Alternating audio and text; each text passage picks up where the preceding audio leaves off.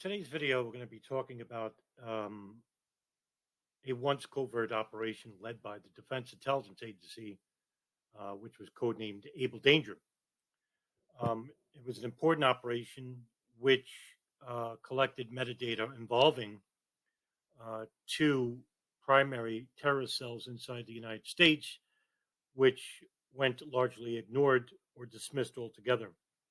Um, the construction of this operation was led by General Peter Schoomaker, who was the one time Chief of Staff of the Army, and General Hugh Shelton, the chairman of the Joint Chiefs of Staff.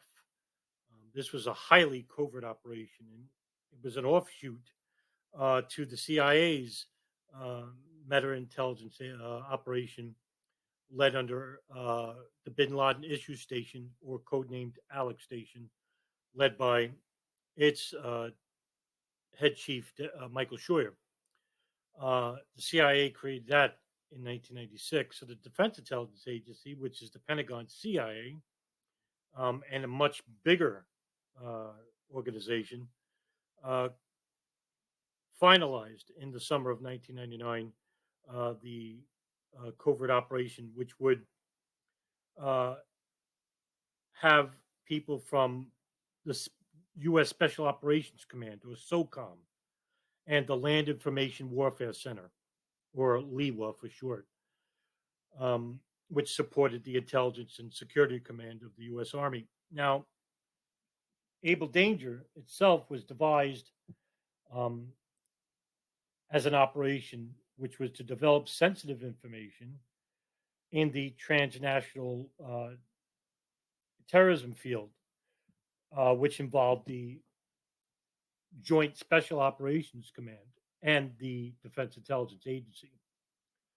Um, the information didn't come from government databases, nor was the information classified. Instead, it was an open source collection database, but the operation was secret.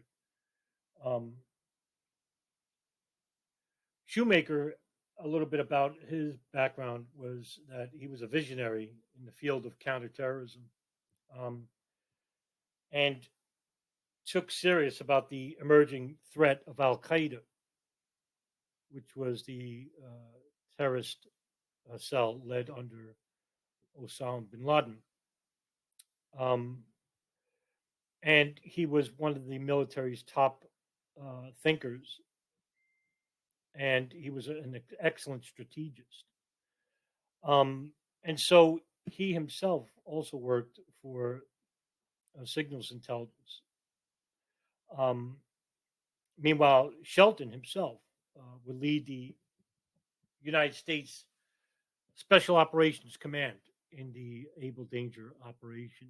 Um, and so they selected five people to be in charge or to be involved in the Able Danger program, and they are uh, Able Danger team leader Navy Captain Scott Philpott, um, U.S. Army Lieutenant Colonel Anthony Shaffer of the Defense Intelligence Agency, Eric Kleinsmith, the Army Major and the Chief of Intelligence of the Land Information Warfare Agency, James D. Smith, a defense contractor from Orion Scientific Systems, and Dr. Eileen Pricer, who is from the Land Information Warfare Activity and would be the analytical lead of the group. Um, Schaefer would entertain CIA representatives from Alex Station at SOCOM headquarters from time to time. Um, they would meet at Fort Bragg, North Carolina, where incidentally, another individual who would have uh, profound implications regarding much of the intelligence for SOCOM and for Able Danger was Triple Agent Ali Muhammad. Ali Muhammad was a former Green Bay officer, as well as being a Al Qaeda affiliate not just to Osama bin Laden and Ayman al-Zawahiri, the second in command, but also to the primary emir of the Brooklyn cell, which was involved with the landmarks plot and contacts with, uh, and also affiliated with the 1993 World Trade Center bombing, Omar Abdel Rahman of the terrorist organization Gamma Islamiyah. Um, Schaffer would recall that the response, which was later repeated in his sworn testimony in 2005 before uh, the Senate Select Committee, and I'll quote, I clearly understand the difference. I understand. I clearly understand this. Now, this is. I'm sorry. I should have mentioned this before. This is where we're having a meeting with the CIA's representatives from Alex Station at Fort Bragg, and so this is the unnamed CIA associate uh, responding to Lieutenant Colonel Anthony Schaefer's Able Danger program. Okay, quote, I clearly understand the difference, the CIA rep told him. I clearly understand. We're going after the leadership. You guys are going after the body, but it doesn't matter. The bottom line is CIA will never give you the best information from Alex Base or anywhere else. CIA will never provide that to you because if you were successful in your effort to target Al Qaeda, you will steal our thunder. Therefore, we will not support this. End quote. Now, already you see infighting, and this is before Able Danger began starting. This is the Defense Intelligence Agency was actually inviting the CIA to a meeting to try and coordinate maybe information operations and information sharing. The CIA is notoriously greedy, or as they say, information hoarders. Um, and they never shared their information with the FBI, much less the Defense Intelligence Agency. And the NSA never shared information with the CIA, and it just goes round and round and round. None of these agencies really basically shared information with each other, unless it was they had to, no matter what. Um, however, Schaefer explained that during that meeting that the data mining software would be provided by private contractors, um, which included Raytheon and Orion Scientific, that helped execute the sophisticated data mining software packages, which is going to be needed to collect the data regarding these terrorist cells inside the United States. Um, and Schaefer himself was an obvious choice to become part of the Able Danger program.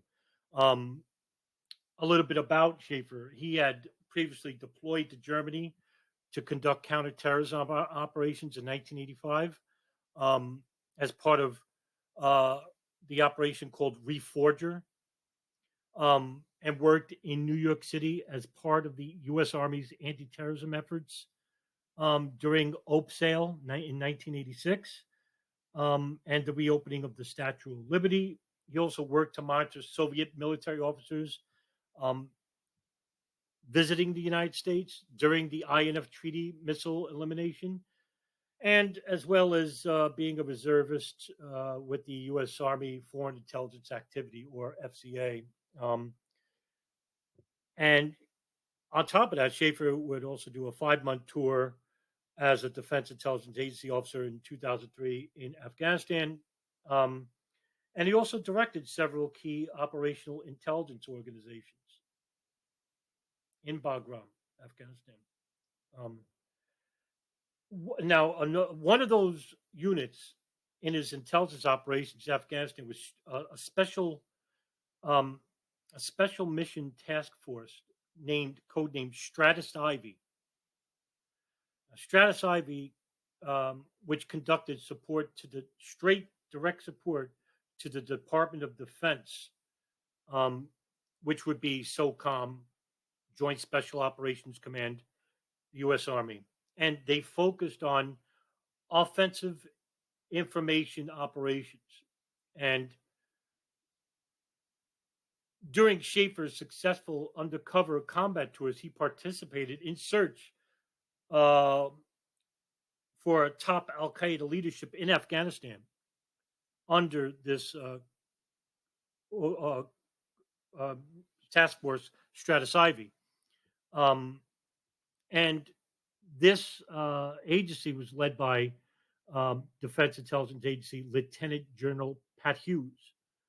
Um, and Pat Hughes actually allowed Schaffer and his Stratus Ivy unit to take charge on their creative ideas, which would develop them into realistic intelligence operations. So here we have his commanding officer, Pat Hughes, allowing Schaffer and the Stratus Ivy unit to be involved with the Able Danger program, only because of their past success regarding um, their offensive information operations. Um, Hughes would become the ardent believer. This is the reason why he allowed Stratus Ivy to come to be a part of the Able Danger program. He actually became an ardent believer into the unit's mission, which was to use cutting edge ideas into black operations. And Stratus Ivy would provide both concierge and operational support to the Able Danger mission. And by the way, this is all classified still to this day, and that's 21 years ago. Um, which is the reason why you don't hear much about Able Danger anymore. The last time we heard about Able Danger was when Lieutenant Colonel Anthony Schaffer released a book, Operation Dark Heart, which at first had to be redacted because SOCOM lawyers, um, Special Operation Command lawyers, wouldn't allow certain information to be public.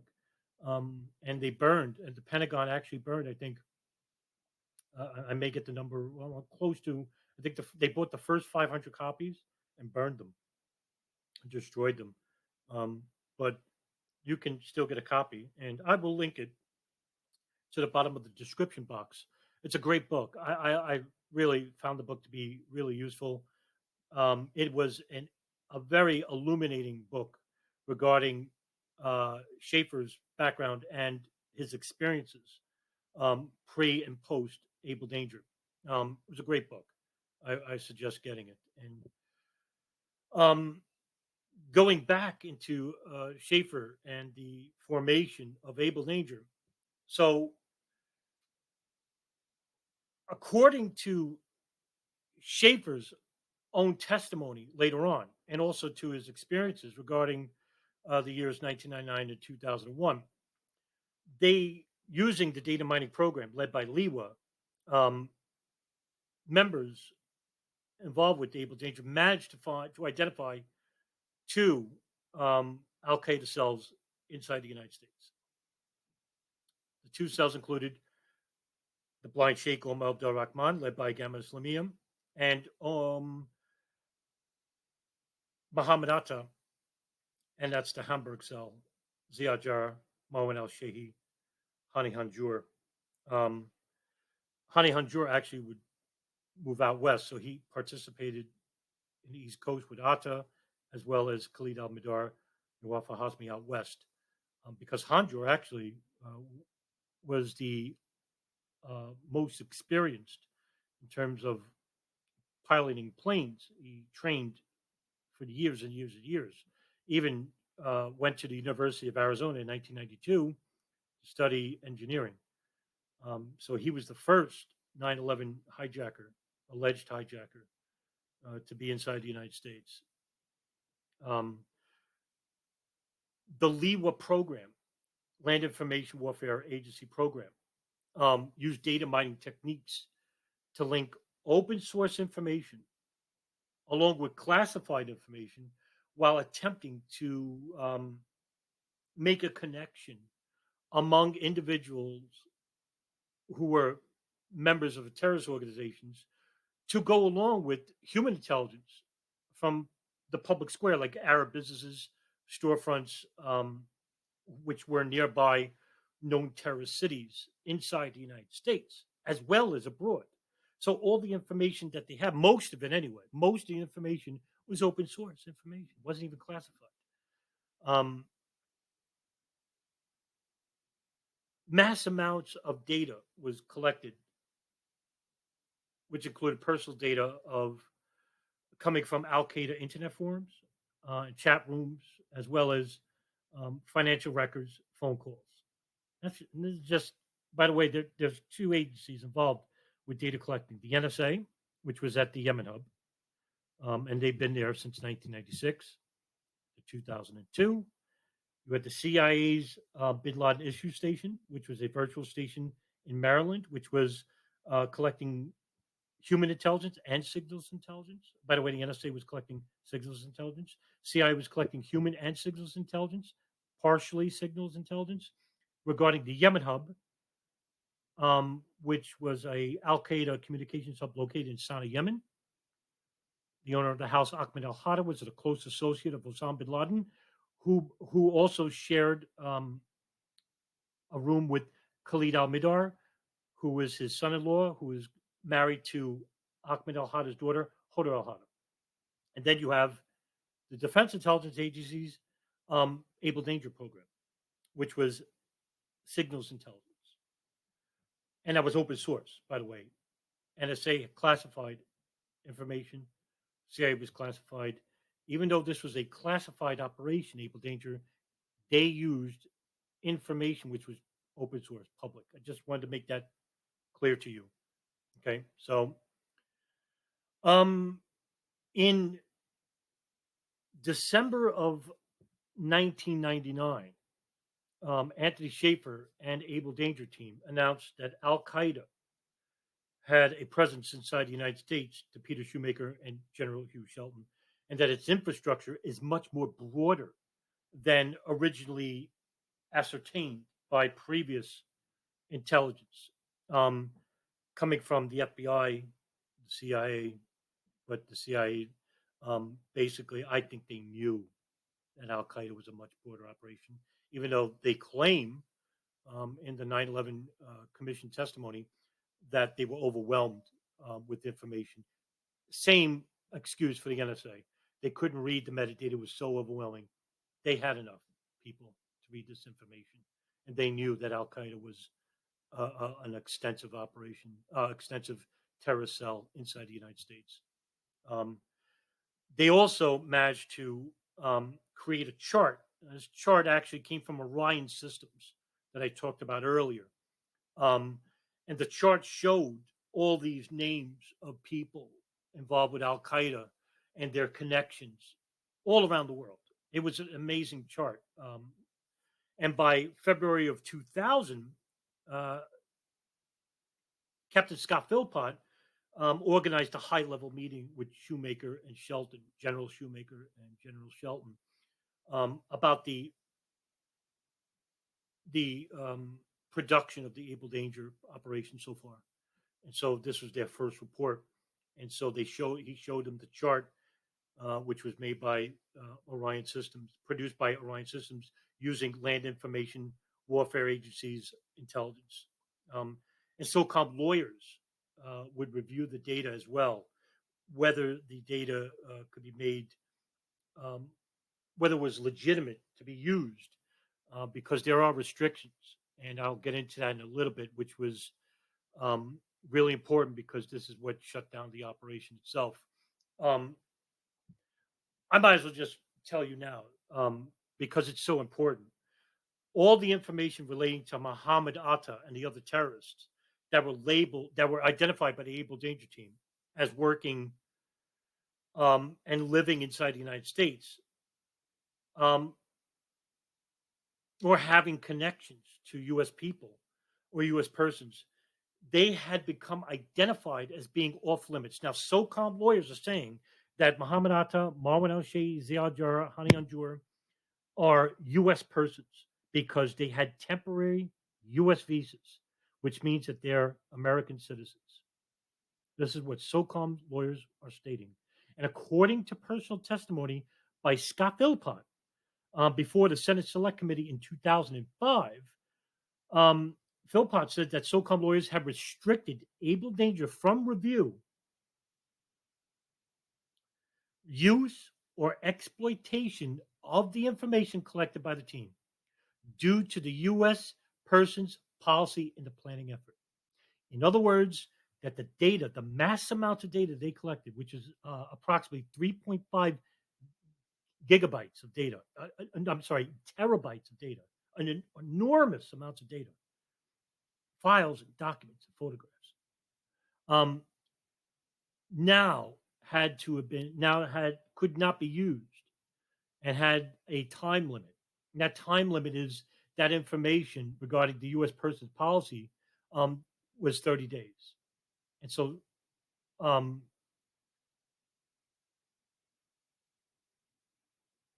by March of 2000, the operation had to become, it came under harsh critique from competing entities, not just from Anthony Shaffer and and the CIA's Alex station, but also from SOCOM lawyers. So now Shaffer and Philpott and Kleinsman and everybody else in the Able Danger program was now feeling pressure, especially Anthony Shaffer, because he was chosen to be the primary face of the group, even though Eric Kleinsman was the leader of collecting data. Shaffer actually was the more pronounced. He was actually the most experienced um, regarding covert operations. Um, and Shaffer being pressured by his own uh, agency in regards to Able Danger. And so Shaffer um, had met with, by March of 2000, he met with Jerry Clark. And Jerry Clark is the senior executive service of the Defense Intelligence Agency. And Clark asks Shaffer about what has been happening with Able Danger and the data mining program thus far. And Shaffer briefs him openly about the operation itself. And this is the first time that Shaffer actually explained the covert operation to anyone else other than Schoomaker and Shelton. Okay. Very few people in the world knew about this program. It was very covert. So Clark himself became surprised at the amount of data that was collected by the Land Information Warfare Agency and Able Danger program. And he was impressed with it. So when SOCOM officers who were in the meeting left the room, Clark basically gave some guidance to members of the Defense Intelligence Office. And Clark gave his attention to the Defense Intelligence Agency's senior executive in charge of the information technology used in the LEWA program, in the LEWA Able Danger program, in which he told them to slow down the process of providing both infrastructure, which are data pipes online, um, and and the data to the SOCOM effort. And Clark himself was basically warning Shaffer, warning the Able Danger team, warning Defense Intelligence Agency that the Able Danger program was starting to become known to competing agencies and saw them as a threat. And not only that, SOCOM lawyers was pressuring Able Danger about the use of the information because they're protected under the U.S. Private Persons Policy. And so now Schaefer saw the writing on the wall. Okay, so the Defense Intelligence Agency and his own military unit, which helped him obtain the spot in Able Danger, was now becoming uncooperative and did not want to share or provide any support to the program. Um, but Schaefer would even come out later and said that he was naive, that he believed that the Pentagon, that the U.S. Army would not abandon him or the operation itself.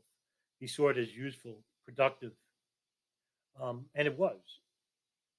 It basically uncovered two major cells inside the United States, and they were huge. And the revelation and the information that they uncovered was enormous, and it could have been used to at least try to interfere with the 9/11 operation at least partially. And Thomas Drake, a former senior executive in the NSA, would also come out later and say, yes, the NSA had enough metadata on most of the hijackers that could have stopped part of 9/11. Well, guess what? Alex Station of the CIA, they had information regarding Khalid al-Minar and Nawaf al-Hazmi inside the United States. They could have stopped at least Flight 77 crashing into the Pentagon if they just warned the FBI about these two guys and monitored them right away. They didn't. As you can see, all three of these operations were basically interfered with, or basically didn't share information with domesticated agencies inside the United States, which could have prevented the attacks. And this leads to, I can't blame here. This leads to conspiracy theorists about a vast network of maybe Illuminati or the State Department, whatever. Everybody was in on it, or most people. I don't think that's the case. There could be a very good argument. I can make a good argument that certain people within these agencies maybe wanted these attacks to happen if they had foreknowledge about the intricate details of the attacks, which we won't know. I mean, that could have been talked about by phone because all the signals intelligence is classified. Who knows what they were talking about on the Yemen hub? That's 5 years before 9/11. 5 years. Who knows what Al Qaeda? And they were monitoring those phone calls, incoming, receiving every day. It's all classified. I'm guessing it's all classified. It's never made public. And all the information that Able Danger was able to uncover could have been shared with the FBI or the State Department. Instead, the opposite happened.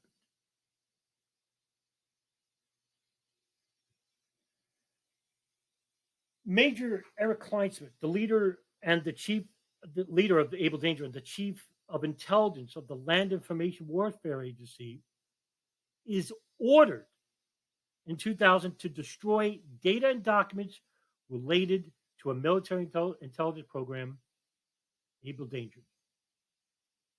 All the data, 3.5 terabytes of information, which identified Mohammed Atta and the Hamburg Cell, and Omar Abdel Rahman and the Gamma Islamiyah. Years prior. This is information uncovered years prior.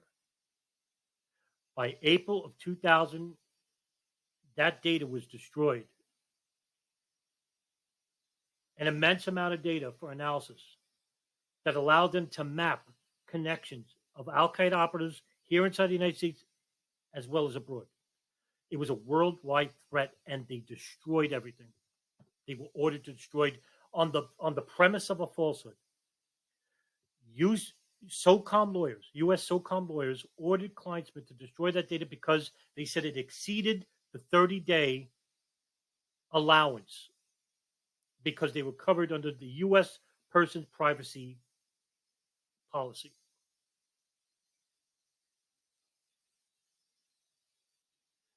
The pressure from the U.S. Army to pull out. I'm sorry, I have to back up here. They had to pull out due to the legal ramifications of monitoring U.S. persons in May of 2000. The Able Danger program was no more. General Schoomaker sent an email to Eric Shinsky, the chief of staff of the U.S. Army, and assured him of the benefits for sticking with the program. Now Schoomaker himself was a top general, basically knew, because he saw the information provided by Able Danger and said this is a huge mistake.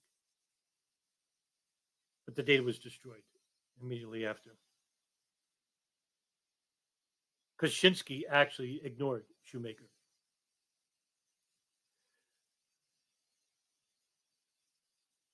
Leading the charge to shut down all assistance to Able Danger was Tom Taylor, head of the U.S. Army Lawyers Committee. And the signal was announced that the U.S. Army would no longer aid Schaffer and the Able Danger program due to legal ramifications of monitoring terror suspects, as they were legally declared U.S. persons by SOCOM lawyers.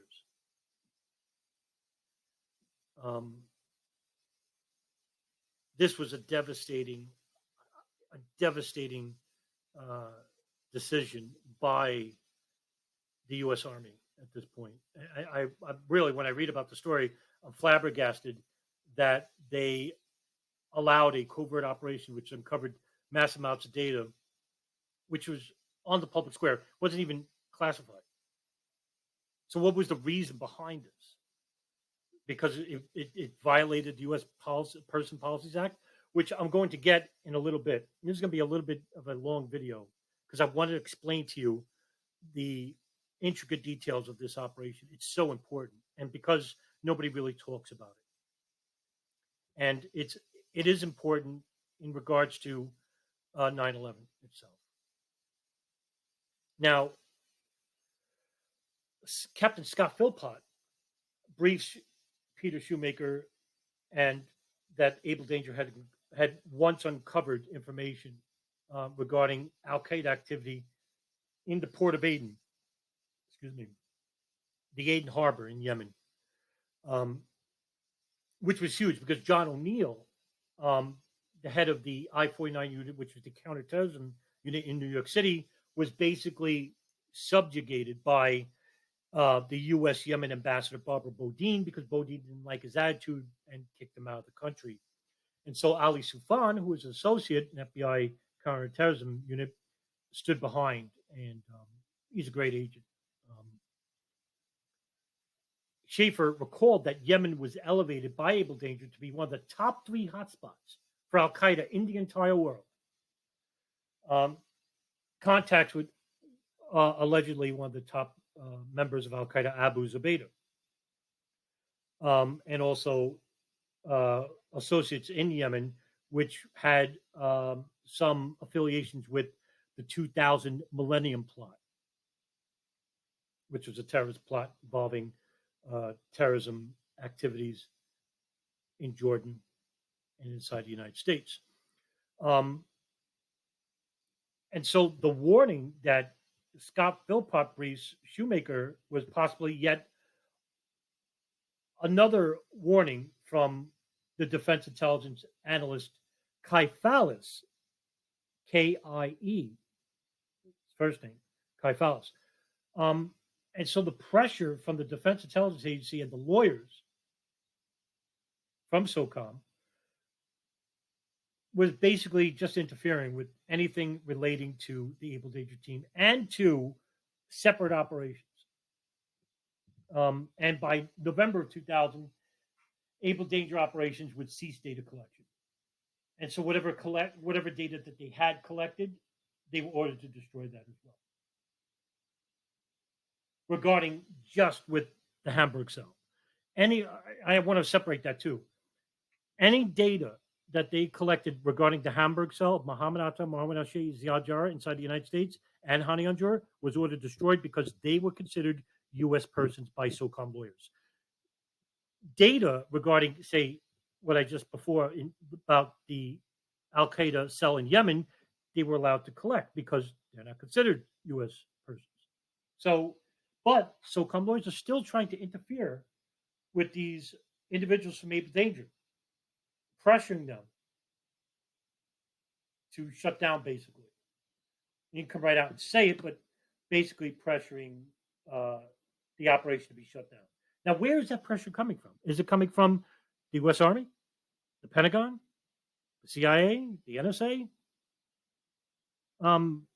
We can only go back as far as people are being affiliated with the U.S. Army, which later it would be found out that Schaffer himself left for Afghanistan, Bagram, since the Able Danger program is no more. After the attacks of September 11, 2001, just just weeks after, the 9/11 Commission's own director, Philip Zelikow, goes to Afghanistan at the Bagram Air Force Base in Afghanistan to interview Lieutenant Colonel Anthony Shaffer. And Shaffer tells Zelikow everything about Able Danger, making him the second person to know about Able Danger outside of the Able Danger program and the Defense Intelligence Agency.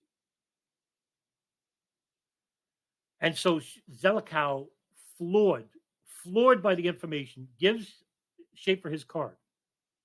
Okay, he gives him his card, says, "I need you to come back to the United States, and we need to interview you again." Okay, so after a while, Shaffer tries to contact Zelikow for a second interview or to give testimony to the 9/11 Commission. And he's ignored, by the way. He's ignored. But because he gave Zelikow information about the Able Danger program, which didn't involve SOCOM lawyers to be present, Shaffer, upon his return to the United States on March 23rd, 2004, had his top secret SCI clearance suspended.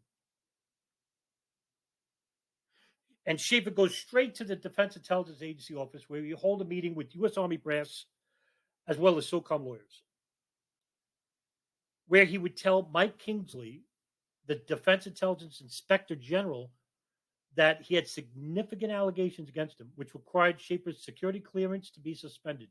Now, where did they get that allegations from? Why automatically did they label Shaffer a threat? Because he told Philip Zelikow the truth about the operation? That they were ordered to destroy the information regarding Able Danger? And so Shaffer was ordered to be transferred to the headquarters company, the HHC in Fort Myer, Virginia, for the reminder of his active duty period, which was June 1st, 2004.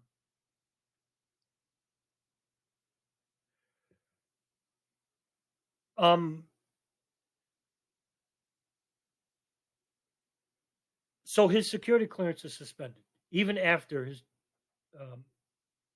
his term is done at the U.S. Army. And he was given an honorable discharge and given a civilian GS-14 status regarding the Defense Intelligence Agency. The Defense Intelligence Agency, meanwhile, didn't invoke Shaffer's security clearance, to which it continued to remain in suspension. So, in other words, he's being placed on administrative leave and he's being suspended. He's not being fired. Because if he's fired or if he's terminated, he can actually go to the media. He can actually give testimony at a Senate Select Committee. Okay? They didn't want to do that because they knew that there would be a committee to investigate Able Danger at some point in the future. And guess what? It did. On August 14, 2005, a phone call is made to Congressman Kurt Weldon of Pennsylvania by Anthony Shaffer. But Shaffer didn't tell him his name. And he told him about the Able Danger program. He told about how it uncovered two terrorist cells inside the United States. Weldon actually would receive more calls from this anonymous caller in the days and weeks prior. But he had to be very covert because he's still under suspension by the Defense Intelligence Agency. And because he was under suspension, he couldn't come right out and because it's classified information, Able Danger, still classified. But he wanted to meet Weldon, and he met with Weldon, and he told him everything about Able Danger as well.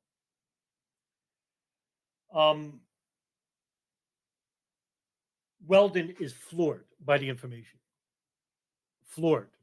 And so he calls the 9/11 Commission and got a hold with a staffer, Chris Kojum. And I'm going to quote you the dialogue.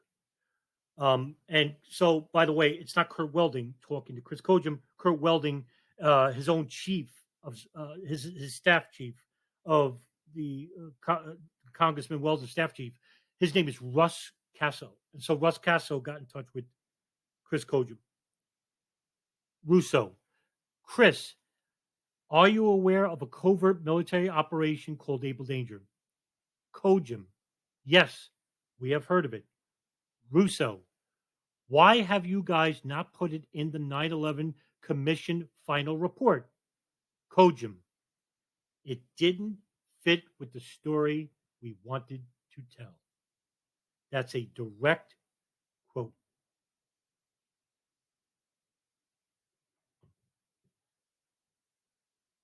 Weldon, as well as myself, are floored by this. This is quite a revelation, and really tells you a lot about what direction 9/11 was going, what direction the Pentagon was going, what direction SOCOM lawyers were going, the pressure coming from outside agencies, all on Lieutenant Colonel Anthony Shaffer because he told the truth. Um, so there would be a Senate Select Committee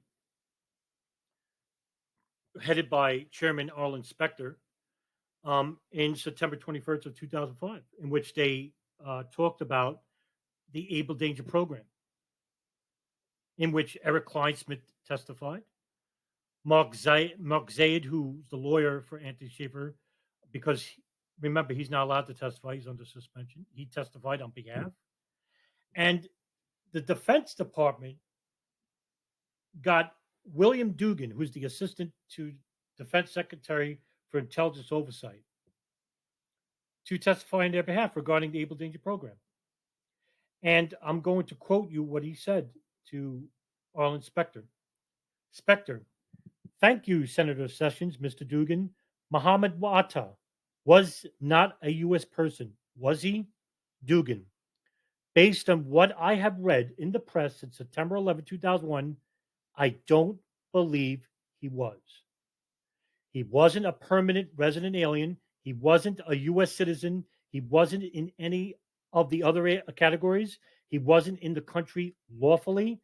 For instance, a student visa or a tourist visa, that is not the same thing as a permanent resident alien.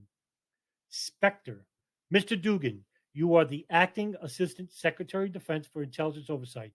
Can't you give us a more definitive answer to a very direct and fundamental simple question like, was Mohammed Atta a U.S. person?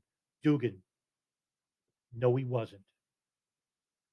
So, in other words, the information that Able Danger program collected should not have been destroyed based upon the testimony of William Dugan. So the question is, why did they destroy the information?